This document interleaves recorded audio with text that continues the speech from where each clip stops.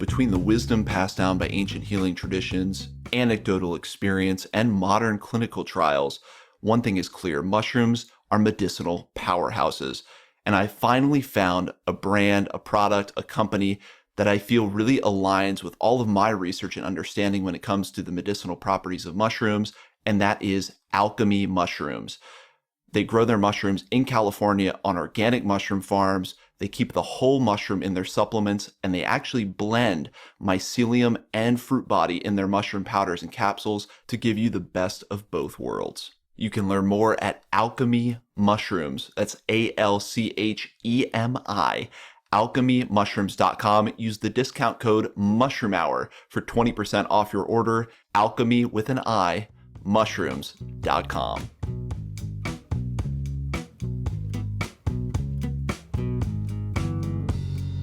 Hi there. Welcome to Mushroom Hour. Today on Mushroom Hour, we're joined by the dynamic duo Michelle Russell and Camille Myhre DeGabrielle, co-authors of the new cookbook, Just Mushrooms. 10 years ago, Michelle changed everything about her life, lost 80 pounds by adopting a plant-based diet, ridded herself of the need for 12 different prescription medications, cured her depression, and even accepted a new job in Tokyo. On from Tokyo, she moved to Bavaria and spent years traveling European capitals and backroads. And during this period of exploration, Michelle went to culinary school to learn more about the many ways that plants can heal us. And she became convinced that part of her next evolution would be to help make it easier to be healthy. Camille, on the other hand, majored in industrial design at Savannah College of Art and Design. And during that time, she had the opportunity to study abroad in Hong Kong, having firsthand experience with manufacturing practices and seeing the impact of what product design could do to our environment. She refocused her efforts to more sustainable design, studying sustainability and biomimicry, and she allowed those principles to reshape her thinking and eventually also adopted a plant-based diet for ecological and ethical reasons. Their cookbook, Just Mushrooms, will make you a firm believer like I am that fungi are the future of food, and they can help us heal our bodies, our minds, and the planet itself. Michelle and Camille, thank you so much for coming on the show. Thank you for having us. We're so excited to be here today to talk about our favorite thing, mushrooms. I know it really is a treat to have two fungophiles here with us that have made such a beautiful, beautiful book. And I'm excited to hear about the growth that happened through that, what that process was like. And to kick us off, in the introduction, I kind of hint at bits and pieces of this really vivid backstory both of you have that kind of inform your perspectives and everything else. So, as best you can, kind of trading off here and there, maybe we can start with you, Michelle. Tell us the story of kind of a little bit of your backgrounds and then how the two of you came together to start working on this project. So my background, as you kind of illuminated for people, is one of illness, and I think a lot of people find themselves not well today, and it really was a journey and kind of a 10-year loop for me that brought me to this moment in time where I realized that if I didn't make change, I was going to be miserable for whatever short period of life I had left to live. And so I made dramatic change and found health and healing through plant-based food. But as that came to fruition, I started to replace a lot of what I had eaten with mushrooms as a viable protein source, and I started to feel even better. And so I started to do research because that's what I love to do is to learn. And so I started to do a lot of research and really came to see that everything in my background was informing me that this was the route for my future, that I could stand in that space and help make a change for other people as well.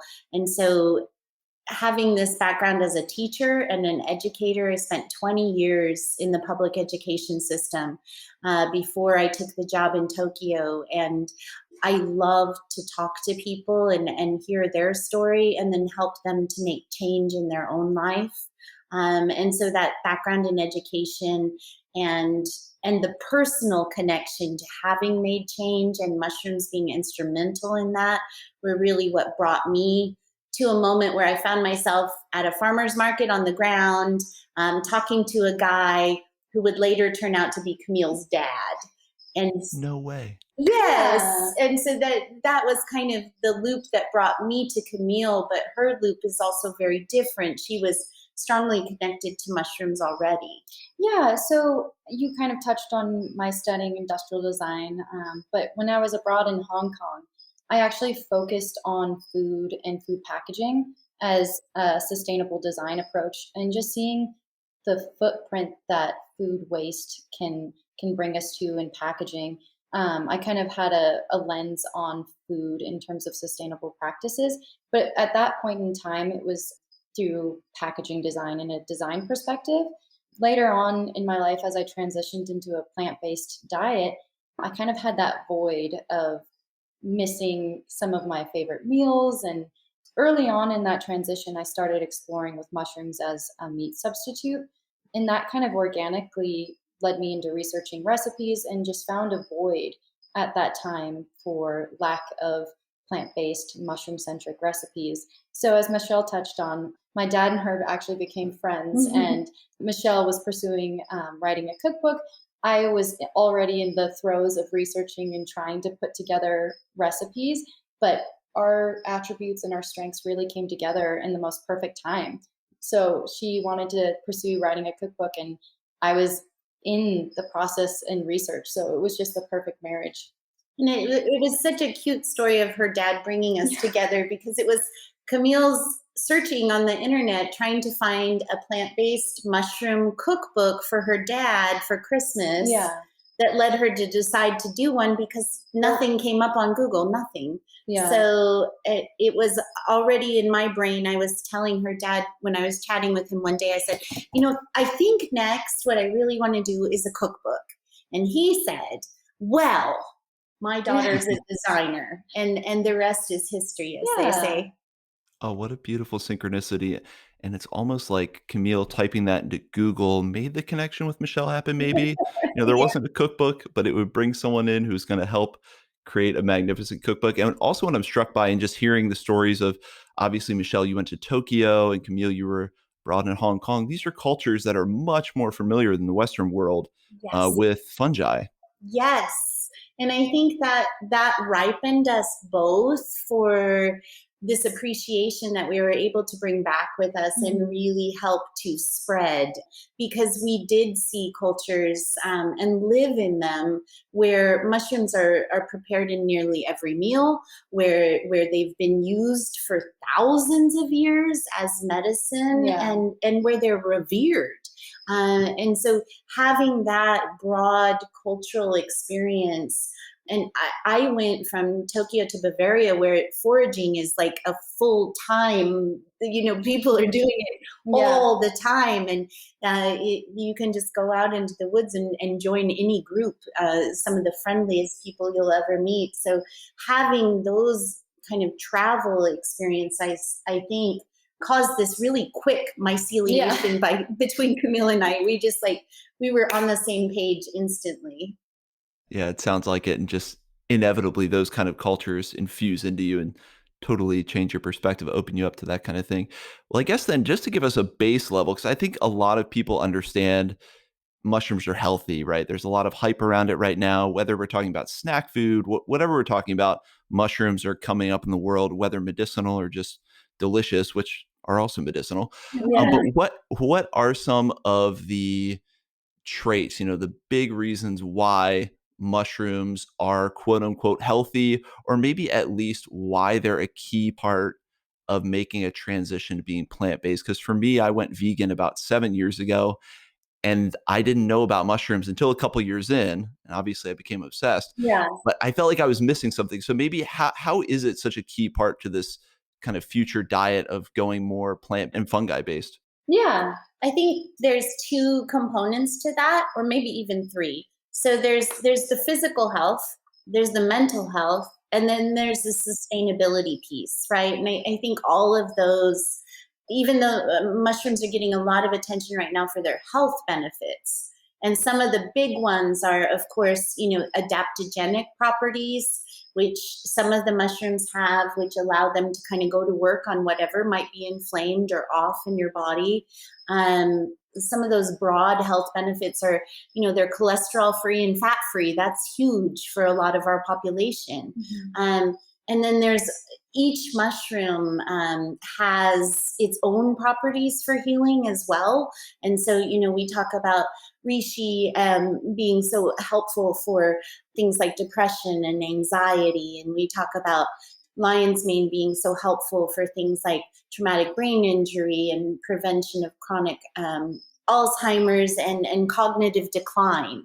Those kinds of things with the lion's mane. These are getting a lot of attention, but mushrooms also have really great ability to help us heal the planet and our minds as well, not just our physical bodies. And so something that was very important that came with Camille, and I strongly believe too, is their ability to help really change the way that we grow food and lessen the strain on the planet. And I think Camille can share that. Yeah, and just kind of making our connection to food more personal.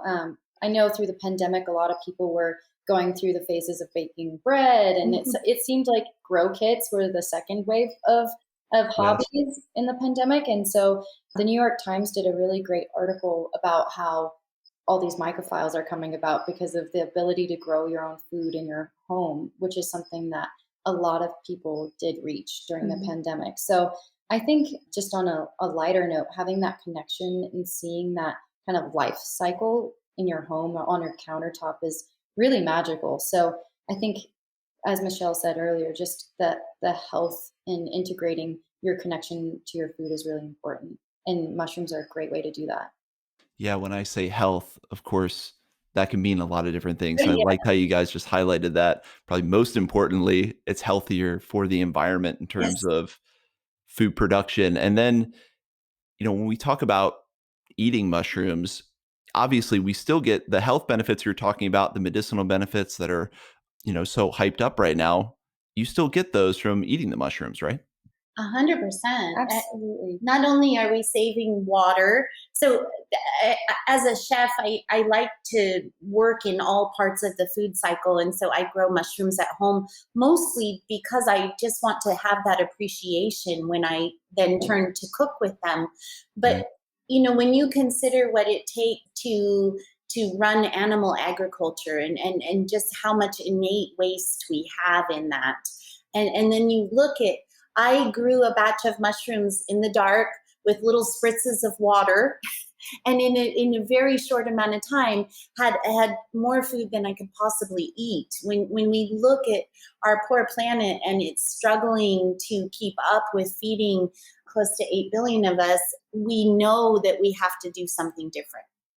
Yes, and the centralization of agriculture that's been the norm with animal agriculture. We have high capital expenses, high overhead, so things get centralized. I mean, it happens with traditional plant agriculture as well. They get centralized to fewer and fewer producers. A lot of waste goes with that. With that centralization, there's a lot of slop, if you will, in engineering terms, or a lot of waste that happens with that. So what I'm hearing too is this not only is more sustainable just in the act of growing them is kind of more sustainable, but the decentralized aspect where everyone's kind of spreading the production of food out maybe puts less environmental weight on select areas where it might be centralized in another kind of agriculture.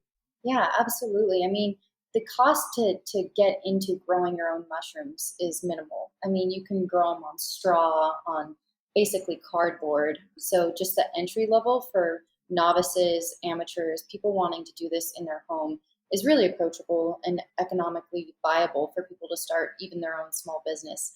It's been kind of giving people power back in the way they have their food.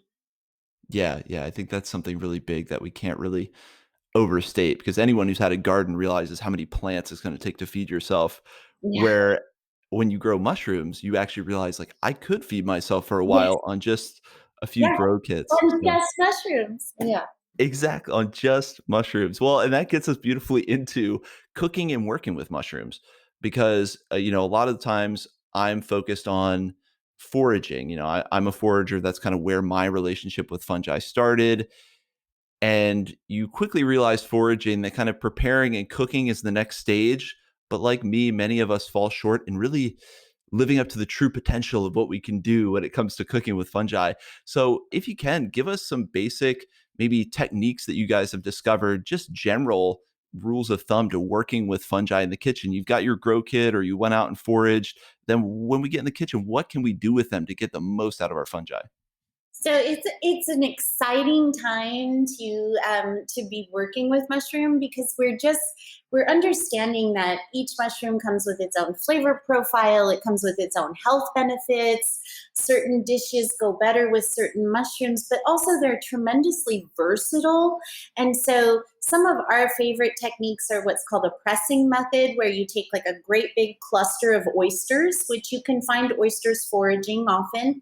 You take a great big cluster of oysters and 2 cast iron skillets, and you literally, after you remove the kind of hard mycelial bottom, you're pressing these mushrooms between the 2 skillets, one on top and one heated up on the bottom.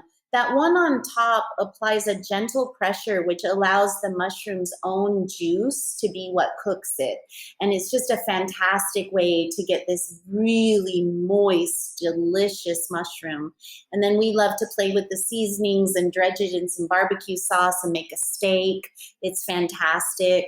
Another method that we love is the shredding method. So you take some great big kings and you can shred those down, and you have like a virtually identical chicken-like substance. And so then I just encourage people to start thinking anything you could do with chicken, you can do with this shredded mushroom. So that's tacos, that's enchiladas, that's chicken pot pie. It's really virtually endless. And that's what I love about what Camille and I have tried to do, is just give people kind of a creative jump start, but don't be confined to that. Like anything that you could have done with chicken, you can do with this mushroom. Cutting them and dehydrating them, making them into powders opens whole new doors of exploration. Like if I have mushroom powders, I can make desserts. I can then transform ordinary dishes into all kinds of magic. And so it's really the many different ways that mushrooms can be processed and prepared is endlessly fascinating. Well, and I love you just highlighted some methods that then let you play with this in any other recipe. When I discovered that idea of powderizing mushrooms, you can add it to salt. Yeah, you can put it in recipe. I mean, it just opens up this whole new universe of mushrooms as a spice that you can throw Yes, into things, Exactly. yes, Yeah. which I yes. think is so amazing. Now, one thing that I think a lot of people know, but some people listening may not, is the blanket advice out there to always cook your mushrooms. Now, Yeah. can you guys talk about that a little bit, maybe Camille? Absolutely. So we will always advocate to cook your mushrooms. It's generally a safe rule of thumb that you should thoroughly cook your mushrooms. This is because a lot of mushrooms have what's called chitin in their cellular walls. So it's really difficult to digest. And a lot of them can also have toxins. Normally that cooks off, but cooking denatures toxins and makes the mushrooms health benefits actually more bioavailable, and you're going to get a more delicious product. I typically wouldn't advocate eating mushrooms raw just because it's not delicious, but it's also not that good for you. So in general, it's just safer to cook all your mushrooms. Something else you can do, which is really fun, is take the mushrooms and put them outside for a little bit before you cook them, and they will absorb the vitamin D. And you can increase the vitamin D in your mushrooms by up to 30% by taking them outside. I mean, when we can increase the nutrient content of our food by something as simple as putting it in the sun, that is the signal that we probably need more of that food in our life, definitely. And then along these lines, obviously mushrooms have fiber. Like you said, they've got chitin in their skin, so we want to cook that out. But is there such thing as too many mushrooms? Because that's something I've been asked many times. People have told me, oh, I went foraging, I ate mushrooms 4 out of the next 5 days, and I had stomach upset. I mean, is there such thing as eating too many mushrooms? Because if there are people in the world that are going to know, it's probably you two. Yeah, we definitely have eaten our fair share. Michelle and I personally can probably say that we have never overdone eating mushrooms, but it's generally, introduce anything to your diet slowly. Do it slow and low doses, and then work your way up to kind of eating it as a main portion. But just exploring what you're comfortable with. Certain mushrooms might interact with you differently. Like I said, I've never had a personal experience with overdoing mushrooms, but generally it's nicer to just introduce it in small quantities. And I tried to do some quick calculations to see if I could answer this question. And I think roughly 50% of my diet is probably mushrooms. For lunch today, I had mushroom risotto, I had salad with mushrooms, and then I had a mushroom cookie for dessert. So that's pretty normal for me. And I suffered no ill effects from that. In fact, probably increased cognition. However, I did forage some artist conch, which I read was a cousin to the reishi. And so I cleaned that and I made a tea. And the very first couple times I had that, I definitely had some stomach upset, but in a really good way. It was a very, kind of powerful detox. So I think what Camille said initially is just that if it's your first time to try a new kind of mushroom, perhaps eat a little bit. Yeah.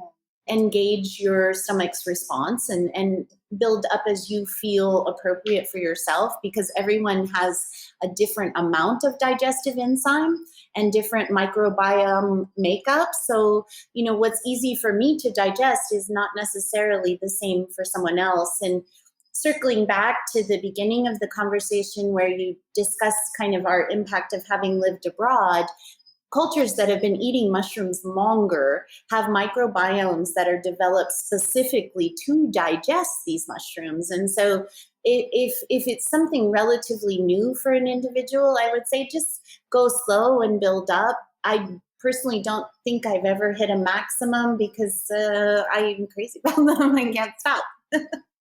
Your tolerance is already through the roof, if you will. And that's something I think you guys said beautifully. And I know it happens, like you said, we're appreciating now how different each mushroom is. Even though we see delicious recipes in the book, I always caution everyone, take your time with every mushroom, just try a little piece, gauge your reaction before you get into that delicious risotto, because there are mushrooms that we think of as should always be okay, like porcini, morels. I know people that have specific allergies just to those mushrooms. Exactly. You can never be too safe with trying it, even though it's hard to like not make the amazing recipe that you see. And talking about that a little bit, Michelle, you said you eat mushrooms all the time. Anecdotally, obviously, you're not a doctor, you're not giving anyone health advice.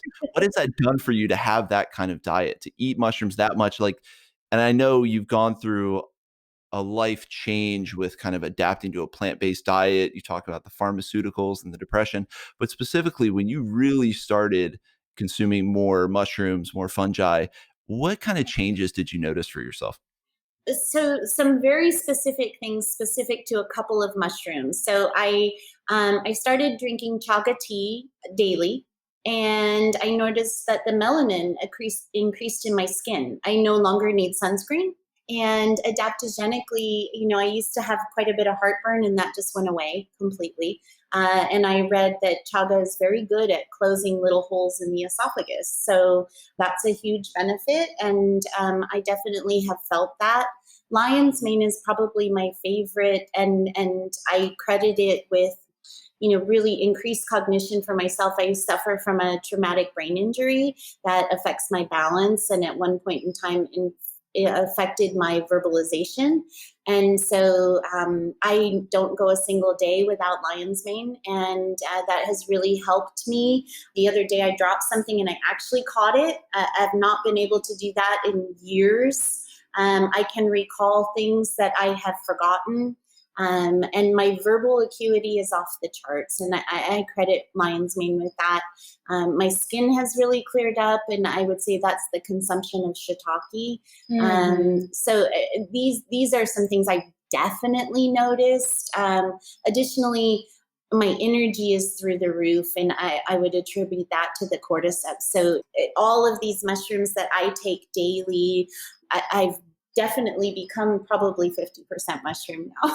Yeah. But the health benefits they've done so much for me. I wouldn't have it any other way. Mm-hmm. And touching on the skin portion, at one point I was prescribed, Accutane for cystic acne, and I've been able to naturally heal my acne using 1,500 milligrams of shiitake capsules at night. And I've recommended it to friends and family, and they're seeing the same benefits. So the fact that I was able to kind of heal my own body using just, a mushroom as something as benign as just an organic powder at night it's really helped transform the way I think about mushrooms as medicine.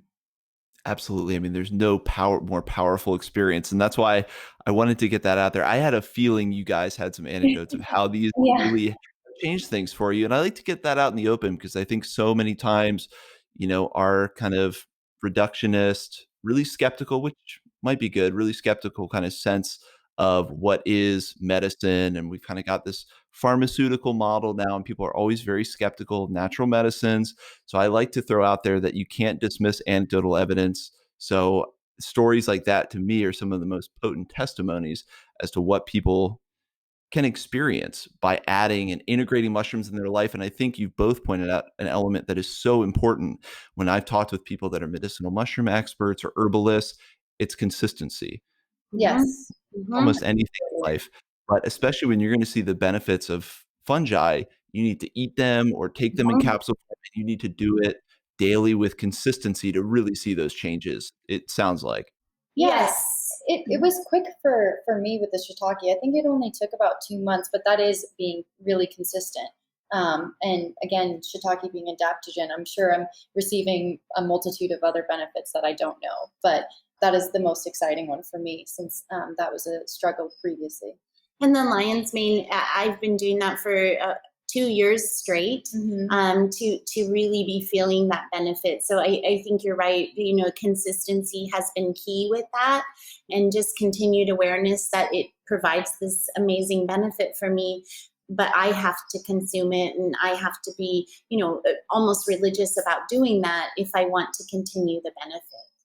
Yeah, and that's actually why I love so much learning how to better work with them as food, because I think it's way more accessible to achieve that consistency if we're just eating it and it's Yes. delicious. I know everyone has fallen off with supplement regimens and all that. So I love this idea of just eating it, getting it in your Yep. diet. Yeah. That's the best way to achieve that Yeah. consistency. Well, Yeah. medicine in your home. Something that's helped me do that, I think, is really just, the old kind of paradigm where you built a meal around your meat. I now build meals around mushrooms. I look at what my farmer has available and what he'll give me a good deal on. And then I choose, okay, I'm getting lion's mane today and we're going to do sushi. Or I'm getting shiitake today and we're going to do a risotto. I have gone to that old paradigm and just said, let me build around my mushroom. Well, so talking about a meat to mushroom paradigm shift, I think that's a really powerful perspective that I hadn't heard in those exact words before. And I love that idea. And are there overarching themes like that in the cookbook itself? Just mushrooms. Obviously, it's a collection of recipes with beautiful photography. But what are some of those overarching themes that you wanted to build that kind of bind just mushrooms all together? Sure. So Michelle touched on this, but just looking at mushrooms as the main kind of source of protein and focusing on mushrooms and building the recipes around that. Michelle was super creative in creating those.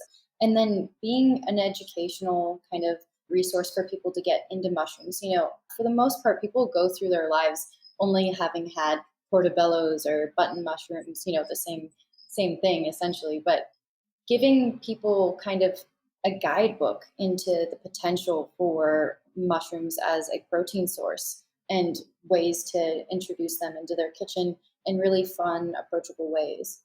I think education is a big theme for us, because we do feel that, at the heart of everything, education is key, that people understand why. And when they understand the why, it's easier for them to also facilitate change. And so education is a big key for us. And I think kind of one of the themes we developed as we went was the Japanese idea of wabi sabi. It doesn't need to be perfect, but you need to eat the mushroom. Yeah. If your sushi roll falls apart, put it in a bowl and call it a sushi bowl, but you need to eat the mushroom.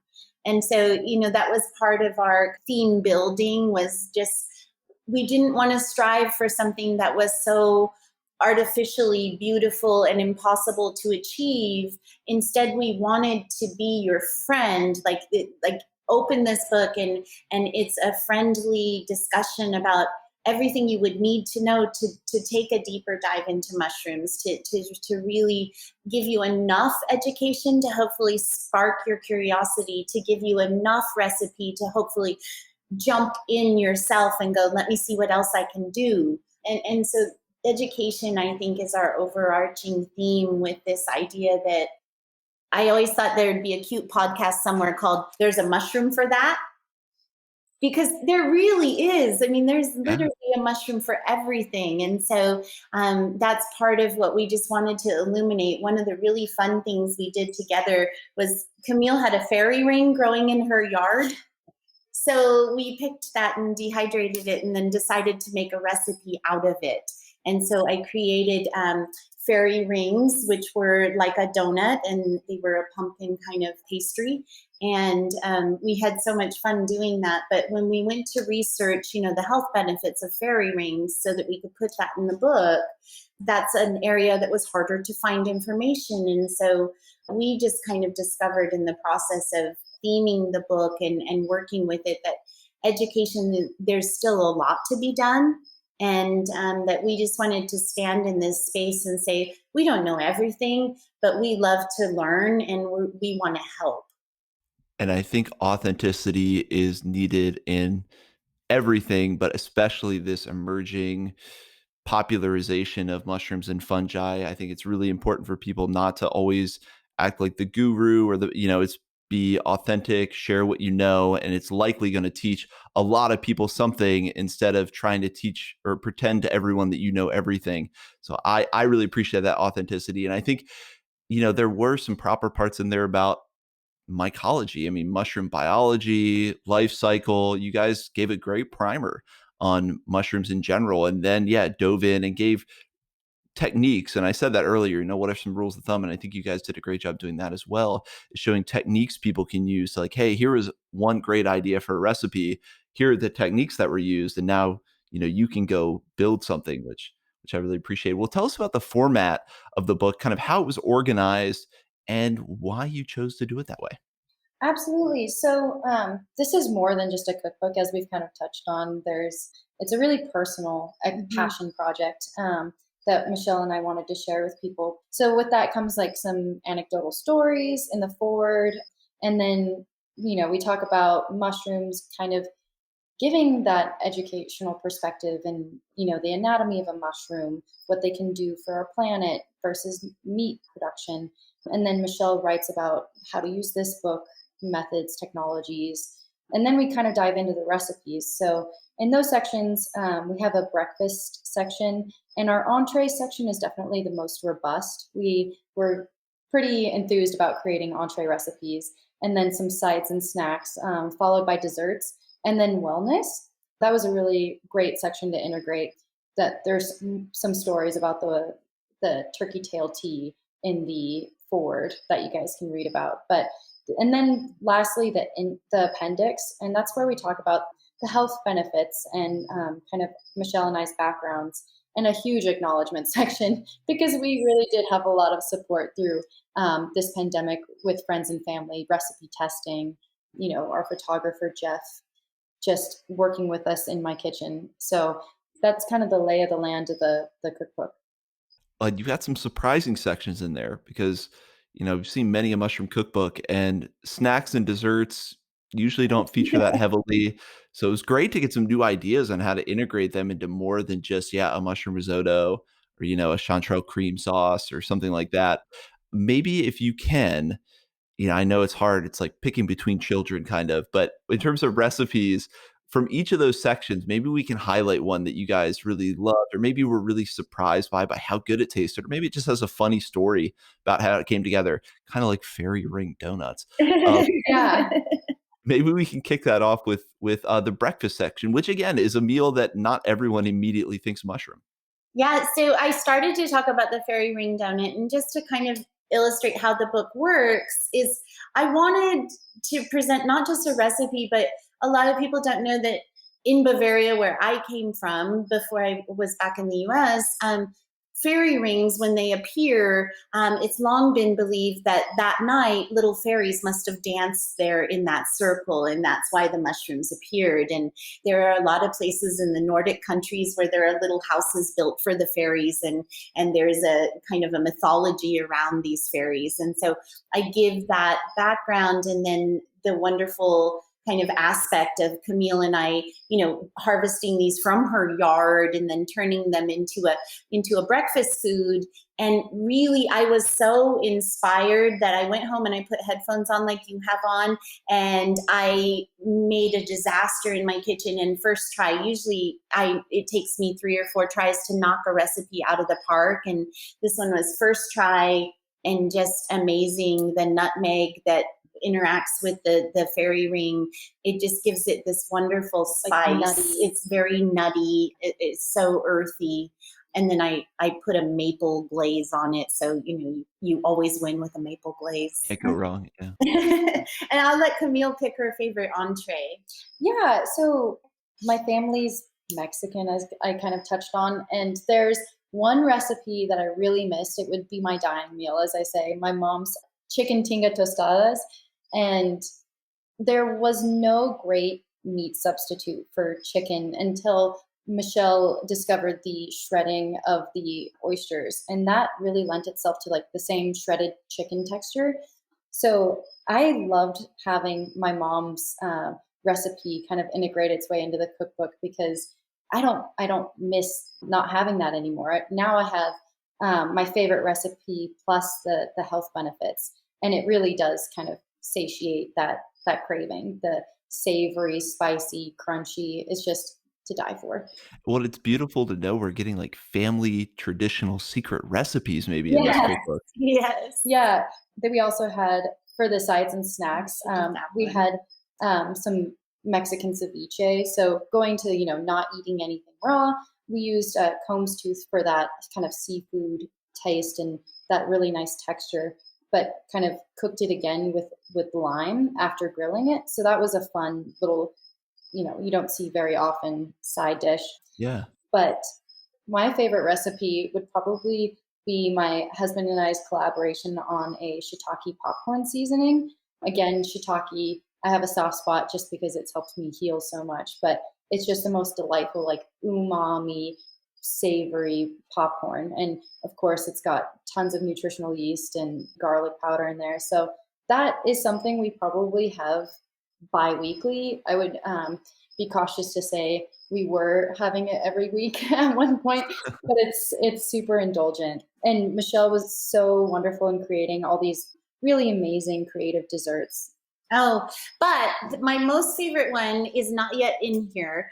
I talked to my mushroom farmer and I was like, I really want you to grow reishi for me. And he did. And so now that I have a steady supply of reishi, I'm making a reishi bar that has some wonderful almonds and walnuts, reishi mushroom, dark cherry, espresso, dates. It's just this and cacao nibs. It's this very decadent, like energy bar that I just love. And playing with these desserts has been so much fun for me because you can get really great response. The lion's mane sugar cookie recipe from the book, I have not met a child that I couldn't get to eat that. And that's a big thing that people ask me is, how do I get my kids to eat more mushrooms? And I think kind of like we talked about earlier, just in general, start slow and then hide them. Yeah. Well, powders and desserts are a sure way to get your kids to eat mushrooms. That's a good rule of thumb. Get your kids to eat mushrooms, just hide them in there. But I did appreciate the dessert section did have that. Now, obviously, candy cap is kind of the dessert mushroom everyone thinks of. So I love that you guys introduced some other mushrooms and just showed how easy it was to incorporate them into desserts. And I will add about the shiitake seasoning. My wife kind of freaked out about that because we love popcorn. We used to grow shiitakes on grow kits in the backyard, and we have so many dried shiitakes. And she was like, this is something we can do with all of our dried shiitakes. Oh, I'm so excited to hear that. You'll have to let me know how it comes out for you guys. It's got a wonderful spicy undertone too, and with some of the Ethiopian spices in there. Oh, it sounds amazing. I'm sure I'm going to be chomping on more than my fair share of that. Well, then, what kind of impact has this had on you guys in writing a book? Because we talked a little bit before the show, and what an undertaking it is to like write a book and get the photography and decide how to lay it out that we've just talked about. How did that contribute to your guys' own evolution? And maybe we could start with whoever. Maybe we'd start with you, Camille, on how this changed your viewpoint on mushrooms and really informed your own relationship with fungi that much more deeply. Absolutely. So, going back to like the undertaking of the book, I mean, that timeline for us was we set our own timeline to get this out for the holidays just because we were creating this in a pandemic. We wanted people to have a reason to get together, cook in their own homes. That a lot of people weren't able to travel. So, this was in essence a passion project that we wanted to share with people, get them cooking, and give them kind of a way to explore with something new and exciting. So that was a difficult undertaking in terms of the timeline Mhm. for us. But in terms of the way that it's evolved for my relationship with fungi, it's given me a greater sense of hope in general. There's a lot of science that's coming out, whether that's for the health benefits of mushrooms for either our body or our mind and now the planet. I mean, it's constantly evolving, and I feel like it's evolving in dog years. We're just it's compounding so quickly. So I'm very hopeful that some of the issues that we're facing today as a society and biologically, we're going to be able to remediate and help ourselves using fungi. Yeah, I think we can always use more hope. Definitely. I think mushrooms tend to inspire that in people as well. And then Michelle, for you, I know you already had this background in going plant-based. You're 50% mushroom already, but how did writing the book change you that much more? How did that experience change you? It really changed me in a lot of ways. Thank you for the question because I had to think about it and how have I changed. And so I used to be a person that just created things and didn't write them down. Writing a cookbook with Camille really helped me learn to write all of my fantastic offerings down because I just normally didn't do that. I would just create in a flurry and we would never have the same thing again because I had no idea what I had done. And so I have gotten in the practice of really being very careful to write down what I do and then, calculate my notes and make changes when I make them so that I'm continually running recipes while I'm creating. One of my favorite things to do is to create new recipes, but doing the cookbook really helped me to crystallize the process. And then I also started to grow my own mushrooms because I really felt like once I had finished the cookbook, I needed to understand the other side. I needed to see like their life cycle and to nurture them myself so that I deserve to be nurtured by them, if that makes sense. Like I wanted to nurture them from spore to fruit so that I could then be nurtured by them. And then I think the other way that it really helped me to change was I became completely fascinated with the soil. And they say that eventually this happens to most chefs, that as we realize where our food is coming from, we become soil advocates. And I thought, oh, that's not going to happen to me. I don't want to live on a farm. Well, guess what? I want to live on a farm. Like I really want to now take the next steps with mushrooms and help them to micro remediate the soil and help to restore the soil health. And so I have, partnered with a local mushroom farmer and he's bringing me spent myceliated blocks and cow manure and I'm mixing those and I'm learning at this rate that is phenomenal because I'm so impassioned after having done this project with Camille for the cookbook. I can't stop. And the things that I'm learning now I think will facilitate the growth and of more mushrooms and the hope that my sweet Camille is feeling. I want to foster that. I mean, what a beautiful illustrative story on that power of something affecting you as food. And this is often the way that people are introduced to mushrooms or fungi is as food, and how that then is channeled into such a positive outpouring and really mission. I mean, I had that feeling that for you guys, it kind of started your own. mycology mission, and it very much sounds like it's done that. Yeah. And so, yes, thank you for sharing that. I love hearing that story. And then, how about Camille's dad? I mean, he's been central in connecting and bringing this project together. Is he just like a total Myconaut now, or Oh, how has he been absolutely. impacted by this cookbook? Yeah, no, he's kind of gone full mycophile. He's built his own little lab where he's doing experiments with mycelium, and we're all just kind of brewing our own experiments at this point. For instance, my dad and I and my husband are big foragers, and my dad found this one cluster of oyster mushrooms that will fruit 4 or 5 times during the winter. It's just the most hardy cluster. And so he has been able to send that off, and it's now commercially available because we were able to make a culture of it. So just little experiments like that. I mean, he's just seeing the potential in everything. And I'm getting to glean from his expertise and knowledge, which is super fun. It's definitely taken our family by storm. We call him Myhre now. So And he loops me in as a true friend would. He'll send me a text message and say, "Hey, they have this piece of equipment over at such and such a place," and it's a great thing to have a myco family. Oh, the mushroom family is the best family. And I know that a lot of people listening, including myself, are finding themselves in so many different aspects of this story of how that love of mushrooms just kind of laces out and changes your life. Yeah, you'll never look at, a university clearing out old science equipment or a farm getting rid of old equipment the same way again. So true, so true. They have one of those hoods over at the museum. Go get it. It's happened to many of us. And I was, of course, going to ask if you guys were avid foragers because, like I said, that's where my love of mushrooms began. And it sounds like that is the case. And you'll have to remind us, where are you guys located and what is it like foraging where you are? Camille's got this one. sure. So we're in Boise, Idaho, and right now it is morel season. And I'm Oh seeing boy. morels in my dreams when I close my eyes. I am totally programmed right now for the season.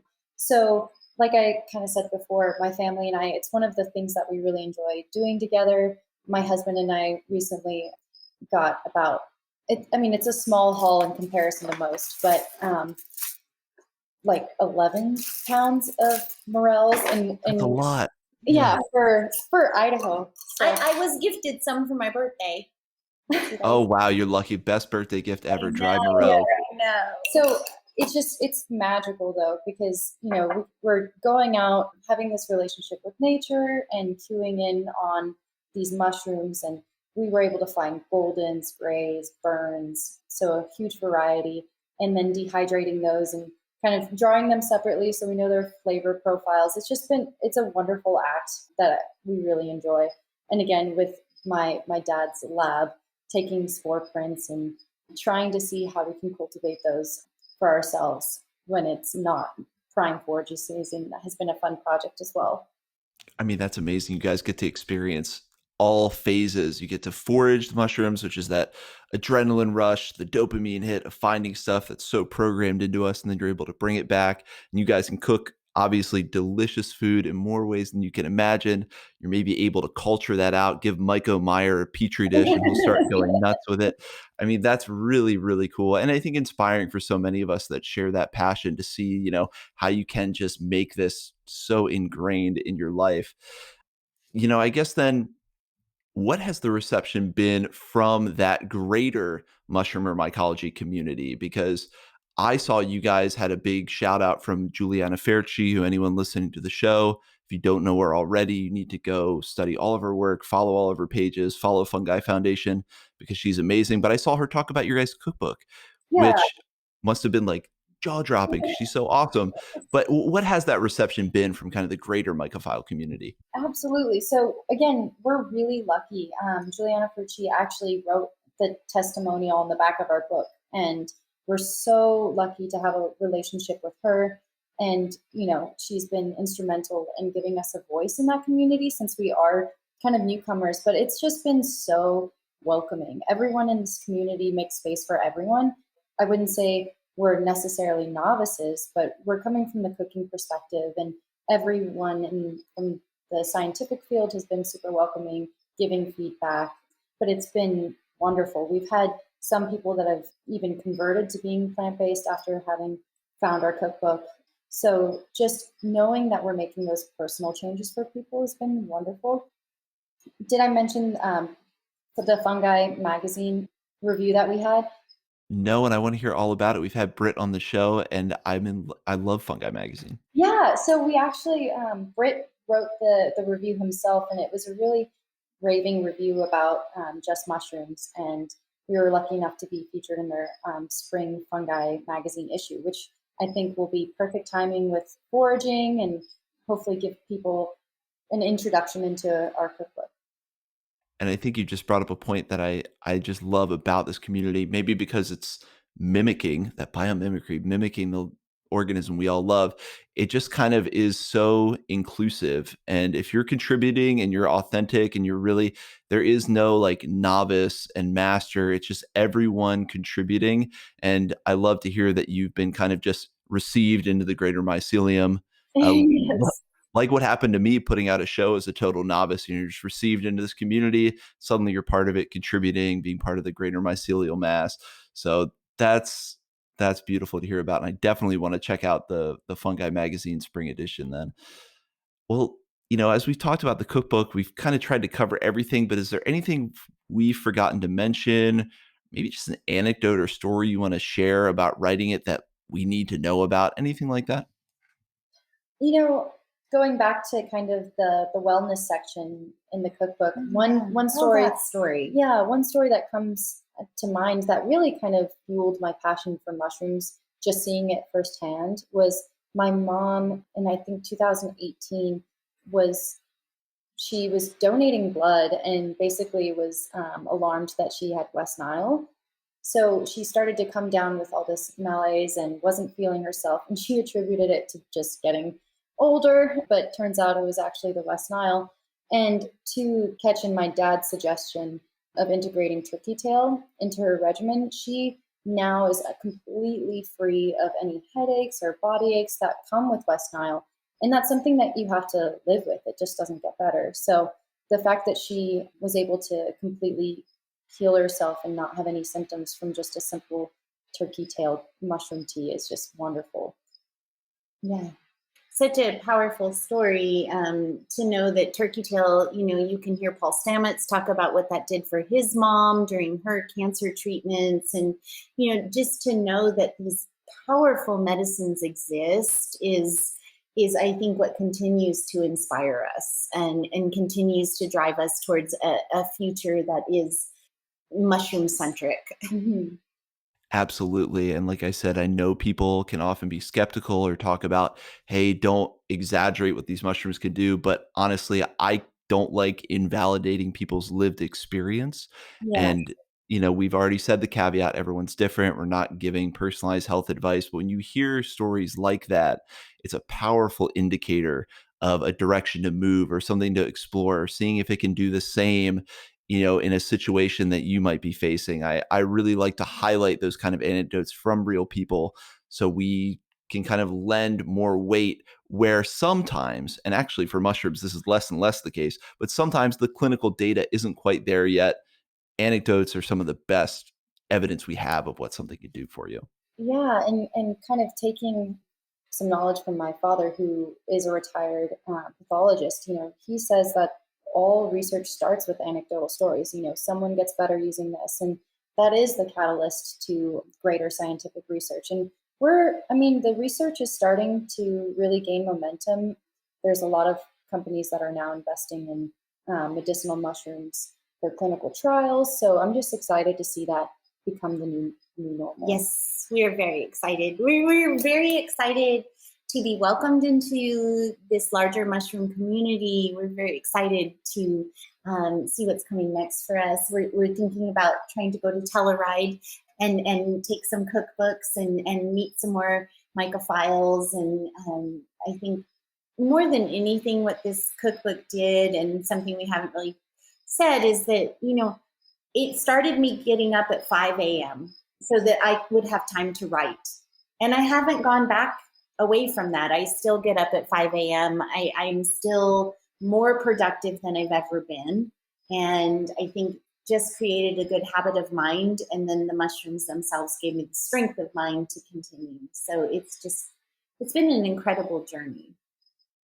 Yeah, an impactful change. And you never learn more than when you try to write a book about something. And it sounds like it definitely made that change. And I can certainly envision you guys at Telluride or whatever mushroom festival you go to, like a big outdoor demo cooktop and showing people how to cook with mushrooms. I think that would be amazing. I was going to ask, what your future plans were, and I always hesitate when someone just put out a book, like what's next? But what is coming in the future? And we just talked about Telluride and experiments and foraging. But is there anything on the horizon now that you guys have had this really successful co-creation? Sure. I think we're always going to be trying to create more recipes and share those with people. Michelle and I recently thought of, with the theme of the book being educational, we thought maybe creating some educational videos and taking people into our kitchen and kind of showing them the hands-on methods, what mushrooms look like, how to buy them, how to store them, just kind of the kickstart that some people might need, especially a lot of visual learners out there. So kind of trying to reach accessibility through a lot of different platforms. So that's on the horizon for us. Yeah, our plan is to launch a YouTube channel and try to step into some practical cooking advice and, just continually make new fun things. I just made a lion's mane Rice Krispie treat. And so I'm excited to share that and, I want to kind of startle people out of their complacency and out of this archaic idea that mushrooms go in butter, just like Right. try something different. And so on the horizon for us is definitely some videos and hopefully finding a place for us within the larger community where two women who care about the same thing can speak to people who want an authentic, this is what we've done, this is helpful for us, and share that on a larger scale. I think all we want to do is help. Yeah. So in whatever avenue that might take, we're on that path. Like, not to sound crazy about mushrooms, but I'm like, we just need to convert more people Yes. to mycophiles. Yes. I think that's always the mission. I think we can't have enough people spreading that message. It's a conversation I have with a lot of people that, this organism is like an understudied entire kingdom that's going to change everything about, not only technology and health, but also just narratives and how our epistemologies and how we grasp the world around us. So there can't be enough voices spreading this. So every human has this familiarity that right now is kind of this realm of mycophiles or mushroom nerds. It's like, man, every human on the planet should be equipped with this knowledge. And I think that instinct you guys have is beautiful and should definitely be pursued to convert more people. I was hoping we were going to hear the podcast. There's a mushroom for that, but maybe down the line a little bit. Yeah, maybe down the line. But I definitely, in terms of, getting everyone on board with mushrooms, we both just hope that people recognize them as a kingdom and they gain this greater respect, like the Fungi Foundation, and looking at protecting them. So just kind of creating awareness. I think in essence, Michelle and I are just willing to get people involved and really kind of kickstart their own learning and inspire them. And the best thing is, it feels really good to do that too. So Yes. My very favorite thing is just to feed people something without telling them what's in it. And then, let them try it and love it and then go, you just ate 12 mushrooms, And by the way, it's plant-based. Yeah. you guys are all about shattering paradigms and what we perceive. And I love it. I love it. Well, where can people find you guys? Where can people find the book and connect with you and your work? Sure. So we kind of mentioned that this is a passion project. So we self-published, and to do that, we used Amazon. So that was the platform that you can buy our book on. And here in Idaho, there's a couple of stores you can find us, but definitely follow us on Instagram because we're always posting what we're doing, what we're up to. And then our website, just-mushrooms.com, we have a great fact page on there that a lot of people commonly asked questions are answered on there, in terms of mushroom substitutes and how to pick a good mushroom, how to store them, the things like if you buy the book and then you want to go and cook something, if you're starting from ground zero, the FAQs will help you figure out, well, okay, I need to put it on the highest shelf in my refrigerator in a little brown paper sack, and that way it's going to last. And so the website's very useful that way, I think. I love that. I love everything practical. And I love that you guys give those really basics that just make it accessible to more and more people. And even veterans like myself might be too scared to ask some of those questions. So it's really nice to have it all laid out as simple and as approachable as possible. Well, I guess I'll round things out with the questions that I like to ask all of my guests. And I'm sure, like you've had this whole interview, you guys will have some thoughtful, great answers for us. For both of you, what is a mushroom you love and why? A mushroom or fungi, it can be edible or not. It does not have to be a favorite. Maybe it's just one you thought of right in this second, but a mushroom you love and why? I'm right now in my morel obsession. So, Of course. we always forget, at least personally, I always forget how freaking delicious morels are and just how intoxicating foraging for them is. I mean, I just get in this daze, and it's like you said, this endorphin dump, and it's just a beautiful mushroom to be in love with right now. So that's a seasonal favorite for me. And then a long time favorite would definitely be just shiitake. Just, it's so versatile and deep in flavor. And then the healing properties that I've benefited from. Just, I have like this personal relationship with shiitake now. I feel very thankful to have discovered it. Shiitake is like an old friend for you. Yeah. Yeah, exactly. And for me, the lion's mane, hands down, is the mushroom that it looks like a brain, and I really credit it with having helped me advance beyond a place where I was still struggling with this head injury to a place where, unless I tell you, it wouldn't be noticeable that I've had these traumatic injuries to my brain. And I know that the lion's mane supports that continued regeneration. And I know that at 52 years old, that these things are also providing me incredible longevity. While I'm consuming so much mushroom, I know that even the telomeres are getting longer, and that I'm going to have longer to spread this message. I can feel the healing when I eat lion's mane mushroom, and I eat it daily. It looks like a brain for a reason. It is part of me now, and I am so grateful to have discovered it. But it is my go-to, because I think that without it, I wouldn't have been able to do this book, and I wouldn't have been able to actualize on the things that I wanted to do because of this injury I had sustained. I think that's one of the mushrooms so many people get excited about, hearing about those effects you've just elucidated, and to know that for you it actually had that impact is that's really, really powerful. And it's part of the reason why when it comes to mushrooms, I cultivate at home, hands down, always lion's mane. What limited space I have to grow, we live in a small cottage, it's always lion's mane for many of the reasons you just talked about. Yes.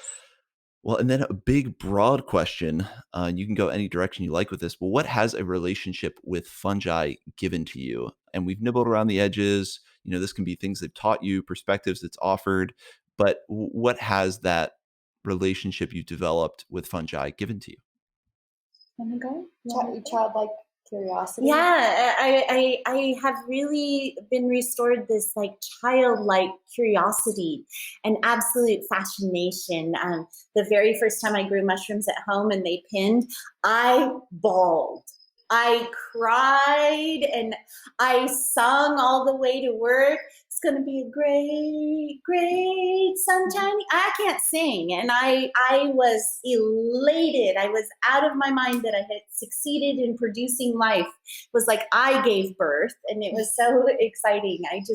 I felt so just blessed to be able to like experience their growth and to see that. And they've created for me this real childlike fascination with healing the soil. And I tried to explain to my partner. They've also given me a real kookiness. I've gotten kooky. And I wear, sometimes a mushroom hat, and I'm always talking about mushrooms. And sometimes I answer people's questions. Oh, the mushroom told me. Don't say that out loud too often, is what I've learned. But I was telling my partner the other day, he's like, well, how did you know to move that plant over there? And I was like, well, it's intuitive farming. The mushroom taught me. And he was like, what? But really, it has given me this greater relationship with myself, if that makes sense. Like, I trust my intuition in a way that I did not previously. I feel so much more at home in nature and in touch with everything than I ever did previously. And so it's really given me a greater relationship to the mindful present moment of my life, to the point where I could cry over mushrooms growing, or I could sit happily and be in the sunshine in nature with my plants and know that there's mycelium under the ground. I feel part of a larger community in a whole different way. Tapped you into the universe on a whole nother level. Yeah. Yes. Yeah. And, you kind of said this, we nibbled around the edges on this, but in terms of the relationship with fungi, it's renewed sense of hope. Just going back to that point of, looking to the future, it is going to be a sustainable future if we advocate for mushrooms, if we share our knowledge, if we get more people enjoying them, foraging.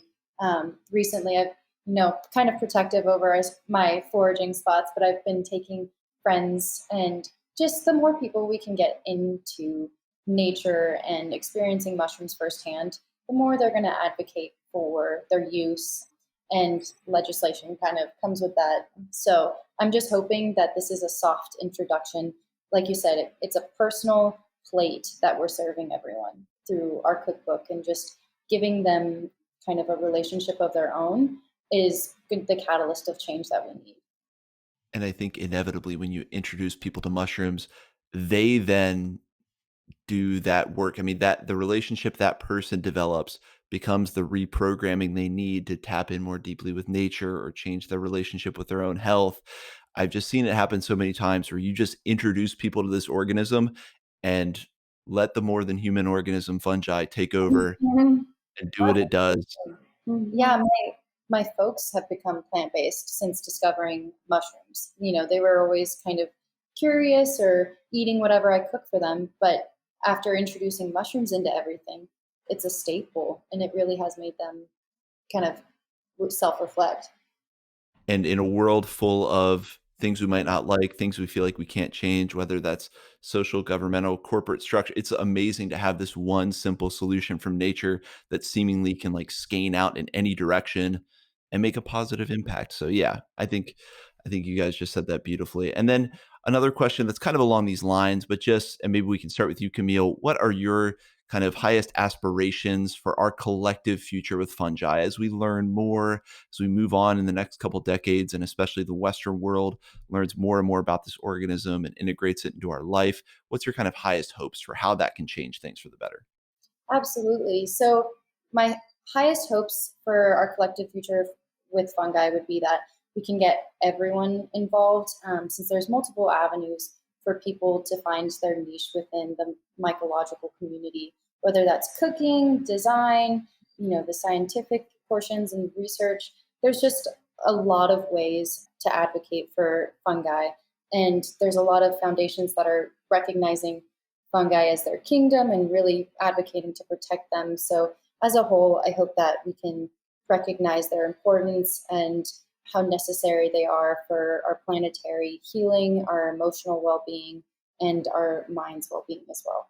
And I think my greatest aspiration is to be a badass female mushroom farmer. I'm ready to farm. I want to drop a couple of shipping containers, and I want to start farming some mushrooms, and then I want to turn around and cook them for people. I want to create kind of an education facility where people can come and not just come and eat dinner, but come and see how their food was grown, come and experience that farm to table, but specifically with the mushrooms, and then also to see remediated soil as compared to regular soil, and also to see and have easy access to studies that can show them all of the kinds of information they're looking for, and to be the educator that I have always been, with a special focus on mushrooms. And really, my highest aspiration is just to touch as many lives as I can in a positive way and light the same fire that's been lit for me,